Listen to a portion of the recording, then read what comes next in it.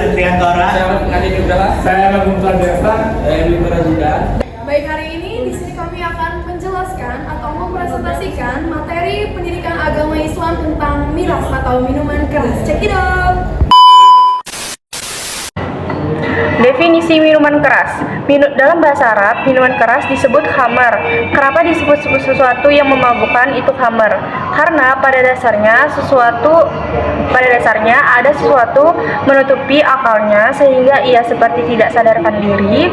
Maka jika kita lihat bahasa Arabnya hijab atau kerudung untuk seorang wanita, maka bisa disebut khamar untuk zamannya khumur. Seperti ayat dalam Al-Quran yang berbunyi Bismillahirrahmanirrahim, wal yadribna bihumurihinna ala juyubihin, yang artinya hendaklah mereka menutupkan kain kerudung ke dadanya.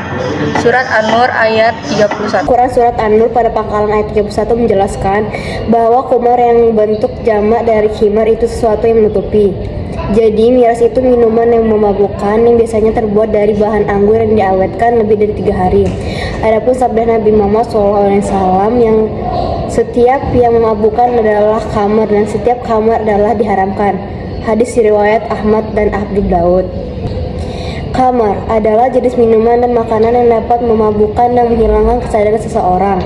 Makna lainnya adalah segala apapun yang memabukkan atau merusak akal sehat. Begitu besarnya kerugian akibat khamar, antara lainnya menjadi sumber penyakit, merusak saraf dan mental, bersifat racun atau meracuni, merusak liver, dan merusak akhlak dan sumber segala kerusakan. 2. Tahapan larangan khamar. Kisah tahapan pelarangan khamar ini berjalan sekitar 10 tahun. Perlu diketahui, pada masa jahiliyah minuman ini adalah hal yang biasa diminum ketika itu. Kemudian Islam datang melarangnya dengan perlahan dan tidak langsung melarangnya sebagai minuman haram. Ternyata hikmahnya adalah agar manusia menyadari dahulu bahwa hal tersebut membawa banyak mudarat dan tidak membuat terkejut serta terkesan memaksa masyarakat untuk meninggalkan sesuatu yang sudah bisa diminum. Jika kebiasaan itu dipatahkan dengan cara langsung mengharapkan khamar, kemungkinan orang-orang akan enggan mendengarkan ajaran Islam karena metodenya sudah diskenariokan oleh Allah. Maka berjalan tahapan dengan pelarangannya, yaitu sebagai berikut. Dibolehkan khamar. Dalil yang melandasi hal ini yaitu Bismillahirrahmanirrahim. Wa min thamarati wal a'nabi tatakhidhu minhu sakaran wa rizqan hasan. Inna fi dzalika la ayatan liqaumin ya'qilun. Artinya, dari buah kurma dan anggur kamu membuat minuman yang memabuk dan rezeki yang baik. Sesungguhnya pada yang demikian itu benar-benar dapat tanda-tanda kebesaran Allah bagi kaum yang mengerti. Qas An-Nahi. Ayat di atas tidak ada larangan jelas terkait miras atau khamar. Namun ayat tersebut pertama kali turun yang berkaitan dengan khamar. Bisa jadi ini awal isyarat bahwa khamar akan diharamkan. Makanya di ayat tersebut khamar junub kecuali tidak disebut yang baik, sebagaimana Allah SWT mengisyaratkan rezeki yang baik. Turun ayat tentang khamar, tetapi hanya disebutkan dosa besar.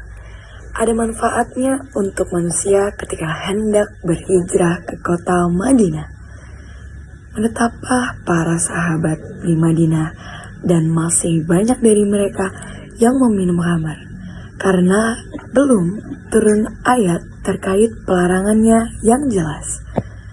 Hingga suatu saat terjadi peperangan Badar pada tanggal 17 Ramadan tahun 2 Hijriah. Setelah itu, Sayyidina Hamzah meminum khamar hingga mabuk. Ayat ini turun ketika kondisi Madinah ketika itu masih banyak yang minum khamar dan makan makanan dari hasil judi. Bertahap sehingga para sahabat bertanya-tanya tentang hal itu. Apakah halal atau haram? Bismillahirrahmanirrahim. Yas'alunaka 'anil khamri wal maisir.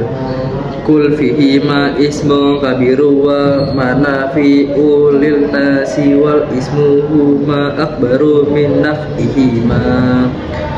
Wa ya'alumaka madza yunfikun qulil af. Kadzalika yubayyinullahu lakumul ayati la'alaikum tatafakkarun. Artinya, mereka bertanya kepadamu Nabi Muhammad SAW tentang khamar dan judi. Katakanlah, pada keduanya terdapat dosa besar dan beberapa manfaat bagi manusia. Akan tetapi, dosa keduanya lebih besar daripada manfaatnya. Mereka juga bertanya kepadamu tentang apa yang mereka infakkan. Katakanlah, yang diinfakkan adalah kelebihan dari apa yang diperlukan. Demikianlah Allah Subhanahu wa Ta'ala menerangkan ayat-ayatnya kepadamu agar kamu berpikir. Quran Surat Al-Baqarah ayat 219. Hal ini pun masih dipahami oleh para sahabat. Dosa besar bukan pelanggaran. Biasanya pelarangan itu dimulai dengan kalimat iya atau tidak, sehingga jadi haram. Karena menurut kaidah usulah bahwa asal atau dasar suatu larangan itu adalah tahrim atau pengharaman. Terdapat larangan pada satu waktu dan ada isyarat masih dibolehkan di lain waktu. Larangan bertahap ini masih dilanjutkan sampai Allah Subhanahu wa Ta'ala turunkan ayat ini. Bismillahirrahmanirrahim. Ya ayyuhalladzina amanu la taqburus salata wa antum sukara hatta ta'lamu ma taquluna wa la junuban ila akhiri sabilin hatta taqtasilu. Wa in kuntum mardu aw ala safirin aw jaa ahadun minkum minal ghaiti aw lamastumun nisaa afalam tajidu ma'am fatayammamu sa'idan thayyiban famsahu biwujuhikum wa adikum. Innallaha kana afuwan ghafura.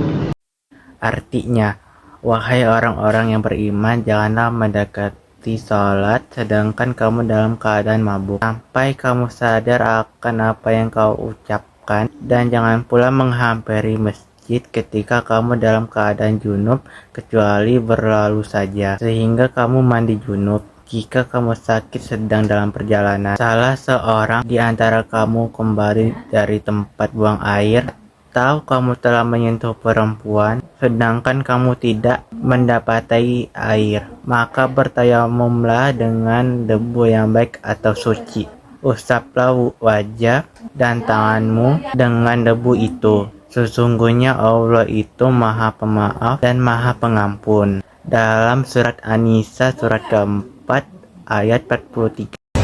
Dari pelarangan secara absolut tidak ada tawar-penawar. Diriwayatkan bahwa Umar bin Khattab menginginkan penjelasan yang lebih, yaitu seputar pelarangan kamar. Di antara doanya Umar ketika itu, Allahumma bayyina lana fil khamri bayana syafi'an.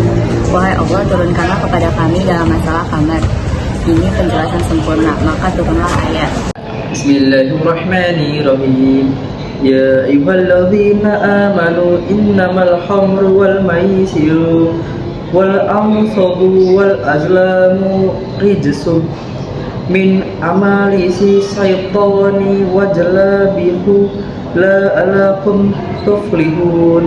Artinya, wahai orang-orang yang beriman, sesungguhnya minuman keras, judi, berkorban untuk berhala, dan mengundi nasib dengan anak panah adalah perbuatan keji dan termasuk perbuatan setan. Maka jauhilah perbuatan-perbuatan itu agar kamu beruntung. Begitu besarnya kerugian akibat khamr, antara lain menjadi sumber penyakit, merusak saraf dan mental, bersifat racun atau meracuni, merusak liver, merusak akhlak, dan sumber segala kerusakan. Itulah sebabnya Islam mengelompokkan perilaku tersebut sebagai bagian dari perbuatan setan, dan Al-Quran secara tegas menyebutkan bahwa setan itu musuh utama manusia.